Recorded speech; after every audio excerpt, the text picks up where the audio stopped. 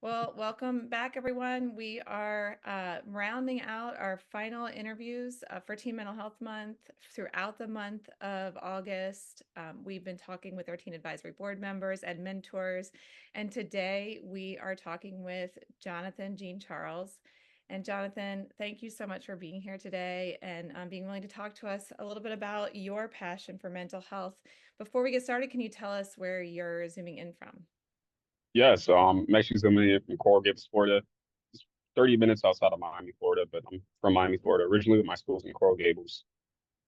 And what's your school, your university? I attended the University of Miami. Great. And what year are you? Currently a third year, and I'm double majoring in biochemistry and global health. In global health? Yes. Okay. What are the goals with that? That's kind of sounds like a really hard double major. Okay, so I chose to study biochemistry just because I thought science was interesting. Like my end goal is to go into medical school to become a physician. And you don't necessarily need to major in the science to go into medical school. You can virtually study anything, whether it's art history or business, but studying Okay. science kind of makes it a little bit easier for you. Yeah. And I added a global health studies major because I was really passionate about global health, public health, and things related to that. So, say for me in the future, definitely practicing medicine. Not too certain as to like what specialty I want to get into right now, but I have like years ahead of me to figure that out. But also would love to get into some public health policy work. I think health policy is very interesting. People always thought that I wanted to be a lawyer or something, so I was quite serious, but I don't even think but politics can be messy, and I don't like to get into things that could be a little conflicting. But I think that with things like health policy, it isn't too contentious. So I think that's something Yeah, that I I would can't also want to get imagine into. people arguing about trying to make the world a better place and a healthier place. And so Hmm. that's great. Um, so now on campus, I know you're involved in the mental health space. Can you tell us a little bit about what you do there? Yeah, so at the University of Miami, I'm a COPE peer educator. COPE stands for Counseling Outreach Peer Education. And we essentially serve as liaisons for the University of Miami undergraduate community, the community as a whole, and also the University of Miami Counseling Center. So we do different types of outreach in the forms of tablings, outreach in the forms of workshops, and also presentations. The presentations we give, sometimes they're for student organizations on campus, or they may be for different departments. Some examples of departments we presented to in the past were housing or residential life. We gave presentations where we actually sat down with their RAs and there's other HRO staff, which are usually undergraduate students, and just trained them on how you can best respond to a situation when an undergraduate resident comes to you with like a mental health issue or mental health concern. And some usually it's enough peer educators, but it might be our directors who are giving presentations to higher level staff, and they might have one or two other peer educators to assist them in the presentation. So one, it helps with outreach, but also two, it those allow for great opportunities for us as peer educators to take advantage of professional development, improve our public speaking skills, and also engage in meaningful work on campus. I enjoy it. We do lots of different activities year round. Some of our signature programs include raising a flag. We also do the Clothesline Project, which are just two of our initiatives that focused on bringing more awareness about sexual violence and sexual assault. And we, at the University of Miami, with the Division of Student Affairs, we have this thing called Pancakes with Pat, and it's ran by Pat Wiley. She's one of our, I would say, one of the celebrities on campus, but she works in the Division Department of Student Affairs, and she basically just has pancakes for everyone. So sometimes other organizations can partner with her. It's usually the student government and her office partnering with Pancakes with Pat, but Hope actually had the opportunity to partner with her, and we partnered with her, and it was really nice. So basically, they had the pancakes there, but in order to get the pancakes, he had to go through like our little activities. So what our Oh, that's activity fun. was, it was like we had little cards that said, "How would you nourish your soul?" And students actually like voluntarily they participated in the project. They didn't feel like they were forced. They actually wanted to do it.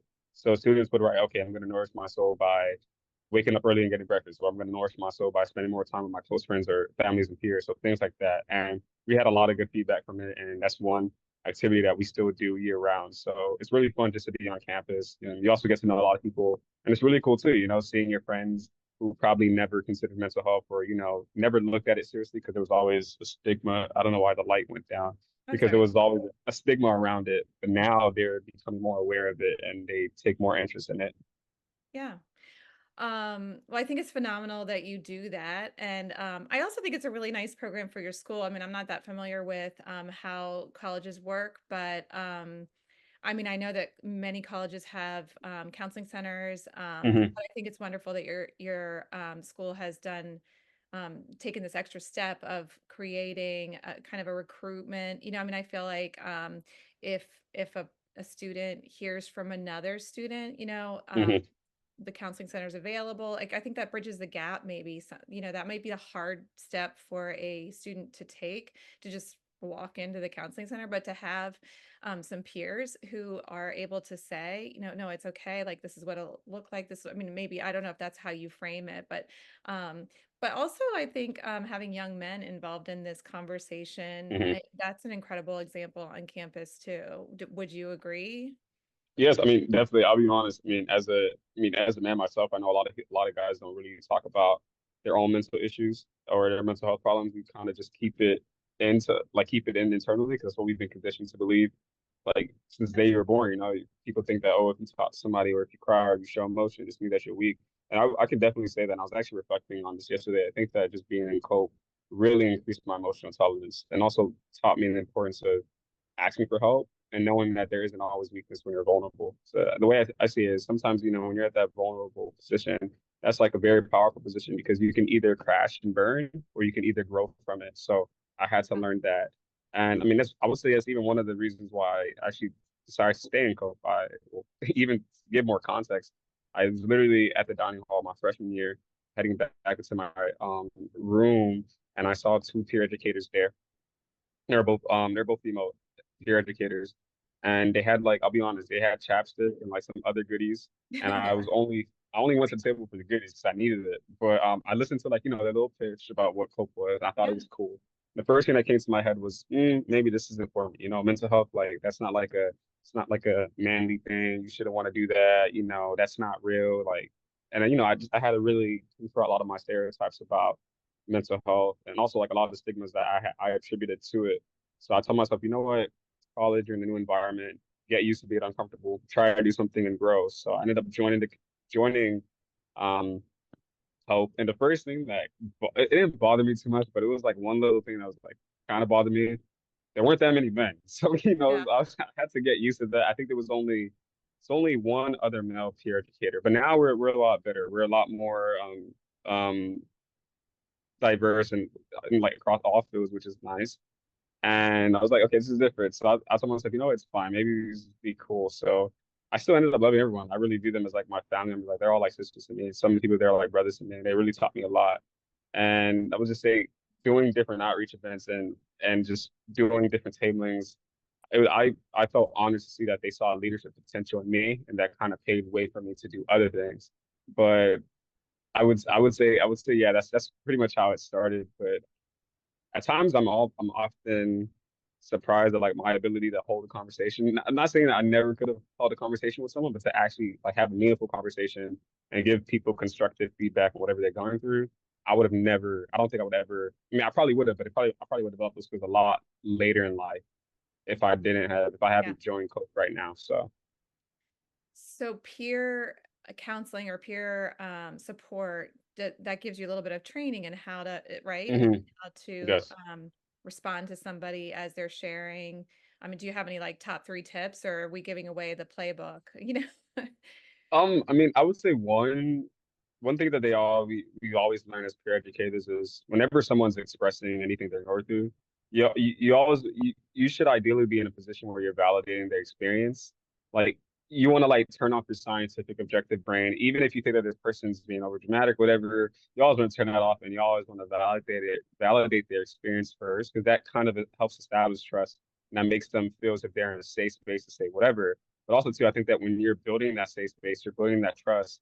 You want to keep whatever that person is sharing with you to them. You want to respect the person, respect what they say. You don't want to use that to harm them in any other way. So I would say like really first validating the experiences, their thoughts, and everything they're saying, creating that safe space where they can trust you, and then you can like do the outreach, do the peer education by connecting them to resources. Because I'll be honest, I wasn't like the best peer educator when I first started, doing outreach. I always took this was my perspective. Somebody talks about their problems, and I said, okay, counseling center's right there. And that's like kind of Right. messed up because they people think that you probably didn't even care about them. Right. That's where, and obviously too, when you're validating, you don't want to be like inauthentic. You want to be authentic. You want to be genuine, and people can tell how genuine you are based off your nonverbal. Like if you're just sitting there, like okay, Yeah. counseling center, they can tell that you aren't being genuine. But at Right. times, I would pull an example. If someone's talking about something, I would, to an extent, share a similar experience, but I wouldn't share my experience to the point where I'm making my experience worse than theirs and making them feel like they have nothing to worry about because he went through something worse than me and I'm complaining. I would Right. only like give a small example of what I went through to let them know that like they're not alone. Like this isn't ideally normal, but this is something that other people have dealt with. And if I got through it, you can get through it. And that usually works. So those are just, I'll say, some of the tips that I do. But I even say too, like when you first learn how to drive, everything's so stiff. And then when you actually start driving, you can just start, you're a lot more loose. I mean, I would say the same thing would be at a peer educator. Like when I first learned how to do this, I sat in a room and they went over a whole PowerPoint presentation. They say, do Yeah. this, do this, do that. But now some of the things I'm doing are just innate and and they kind of mesh well into my personality. So we'll say Yeah. that.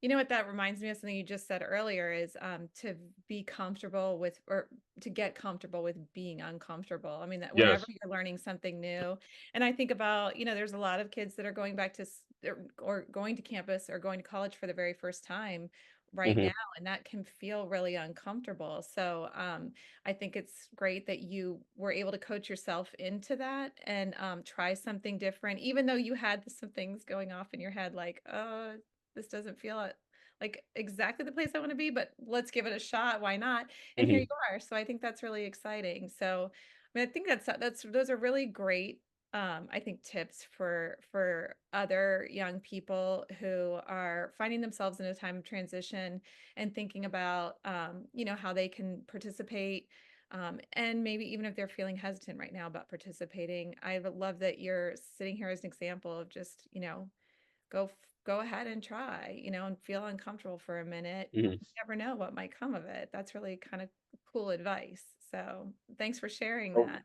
I would say something too. It's kind of a little corny. So there's this thing in organic chemistry where you have a molecule and there's a whole bunch of reagents. So say for instance, you want to go from one molecule to another molecule, so initial and final, and you're basically creating a synthesis pathway to go from A to B.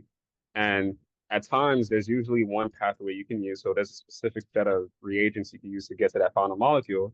But in other situations, there may be multiple different pathways you can take to go from the initial molecule to the final molecule. And I realized that just in terms of like being a college student or just like a person, like just my experience and mental health work as a whole, I kind of felt as if when I first approached it, I always thought that I had to find the most efficient route to get from Jonathan, who doesn't know anything, to the most elite at premium peer educator, whatever, or Right.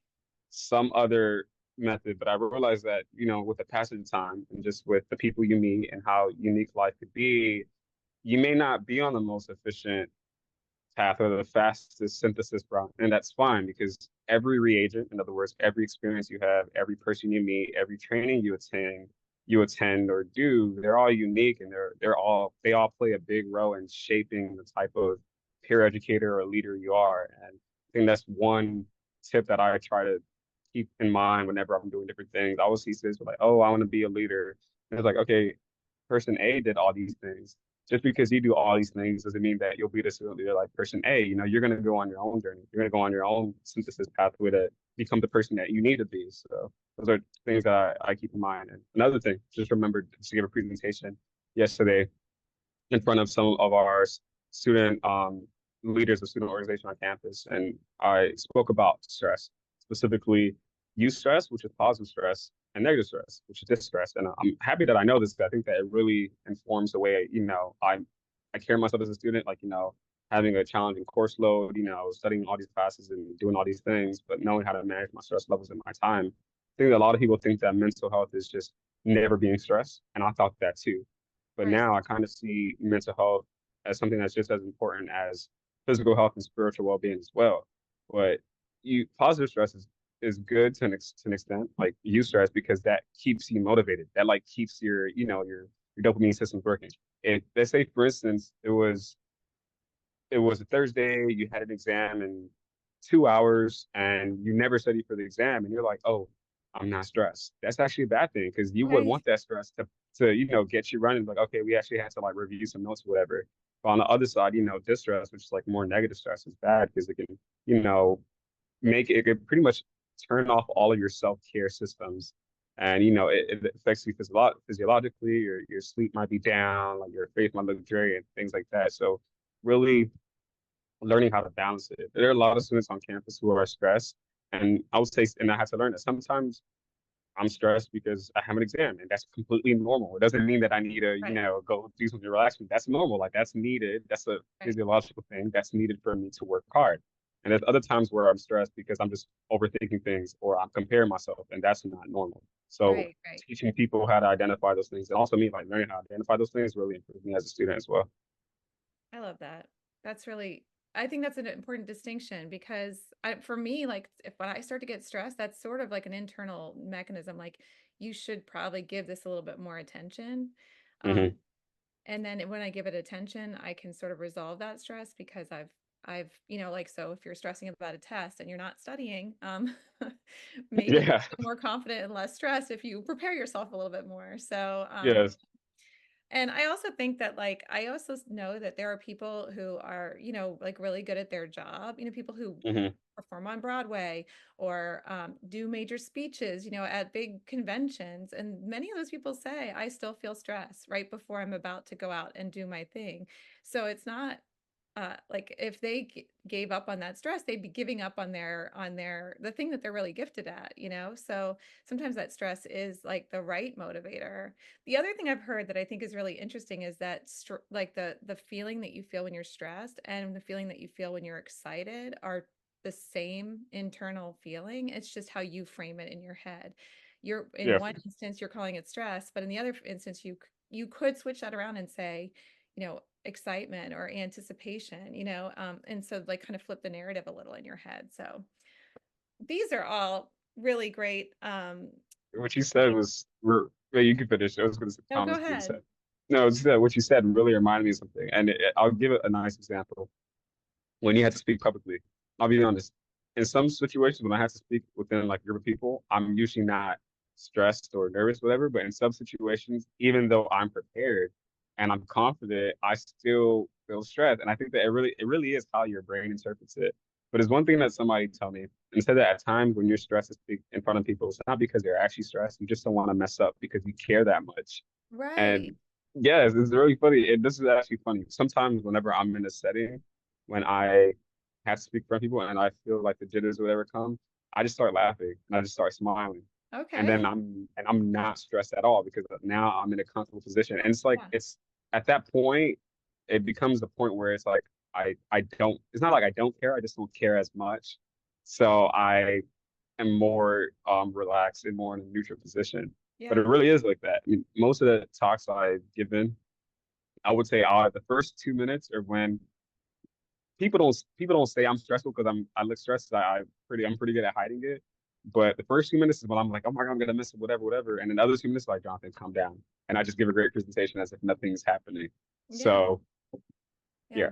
Well, I feel like you should write a book or a daily tip because I feel like you've got enough of those. So Oh, thanks. I mean, maybe that'll probably come in the works in the future. yeah, yeah. But definitely, I would say just conversing with other people, trial and error, and just figuring things out. I mean, I even think about it too, like with the students. Like, there's one first year student I'm trying to help mentor because he's also pre-med. I just want him to be on a good path. And then, just asking questions like, oh my God, like, how do you study these classes? Like, I mean, honestly, you're forced to be put in an environment for a certain period of time. Like, your brain just says, okay, let's figure it out. And I think that and that's one of the reasons why I really just enjoyed Coke because I learned a lot on how to like take care of myself mentally. I And think I wish that that's something that they really teach in high school because a lot of especially with adolescent mental health, a lot of when you're in high school, you're going through puberty, you're growing as a person, but also you're kind of creating your own voice, you're stepping into society, and there comes a lot of peer pressure with that, a lot of comparison. So I wish that there was more emphasis on mental health as there is for your math and your writing and your reading. yeah, that's a good point. That's a good point. I think we're getting there. I just don't know that we're going fast enough. Yeah. So I hope Yeah. we do. I mean, really think about it. It's really sad. He's like when you're a kid, when you're younger, like in a general sense, you don't really have as much mental health issues because you get all your validation from your parents, which Right. you should, which is great. But then when you get older, and depending on the environment you're in, depending on the interaction you have with people, basically just leave the school system and they say, okay, be an adult and figure out everything on your own. I feel like it's also kind of like financial literacy, I mean, now they're trying to put financial literacy Yeah. classes into schools, but you just have kids that leave high school, make a whole bunch of bad financial decisions, and they just say you should have figured it out. That's crazy Yeah, to me. that's true. I mean, these are our life skills, and we're only going to be in high school or school for a bit of time. Where we're going to be living life for quite a while.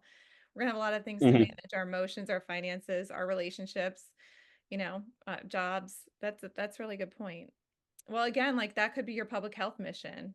So, I mean, I don't want to make Maybe I hope so. cheer you anyway, but I know a lot of people are doing this work now, but it's a good point, and I don't think that enough people think about it. And so that's why I think that Teen Mental Health Month is such an exciting opportunity to kind of reframe, also to hear directly from young people like you who've been there, done that recently, and you have some thoughts and perspectives. And I think that that's really important. So thank you for sharing some of Hmm. those thoughts and perspectives with us today. It's been a wonderful talking to you, Jonathan. Likewise, thank you. Really appreciate it.